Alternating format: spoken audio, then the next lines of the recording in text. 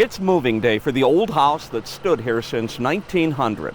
This house has been on the corner of Golf Course in 93. Before that was a 93. It used to be an orchard. Movers Mitch Tamietti and his crew know just how much Randy and Kerri Leavell love the place. It's one of Hamilton's older houses. We're going to be moving it to the adjacent part of the lot for a historical preservation. The Leavells owned the house for 5 years before selling it. The new owner then gave them the option to reclaim it if they could find a new property to put it on. And we're moving it about a couple hundred yards, if that. The couple agreed to pay for moving it in trade for the house as well as cleanup. It was now prime commercial real estate. Randy says it would likely have been torn down. We are moving a old house, a 122-year-old house, to try to save it for the future. It'll have its forever spot.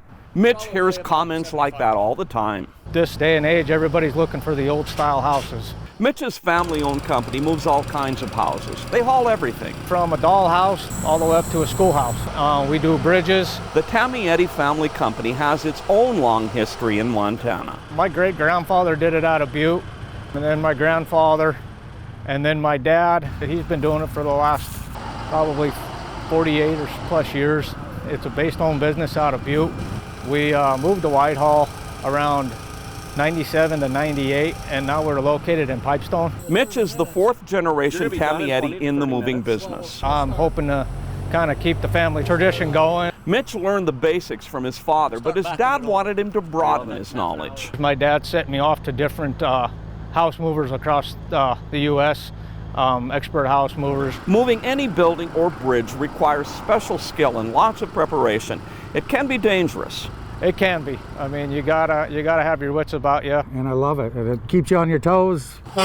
Joe Spreckelmeyer says moving a house is like solving a puzzle. Some buildings we pull up to and, you know, you gotta be kidding, we're not moving this, are we? And then by the end of the week, we have it figured out. Oh, I love it. This is the most fascinating job I've ever had. The Leavell house weighs 72 tons. It's not too bad. I mean, the overall length of it is it's about 32 by 50. We didn't have much in the way. This one was pretty easy for me, I would say, on the easier side. Mitch says his great-grandpa would have been amazed at the sophisticated equipment they use now. It's like everything, it just evolutionized. The crew will be back to put the house in its permanent location once the Leavells finish digging a new basement and pouring a new foundation.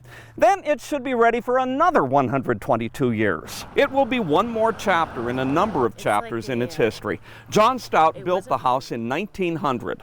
He was a rancher. He and his wife and daughter lived here, and she grew up and she ended up marrying a man named John McClintock. And from what I understand, he worked for Marcus Daly. McClintock helped buy racehorses for Daly.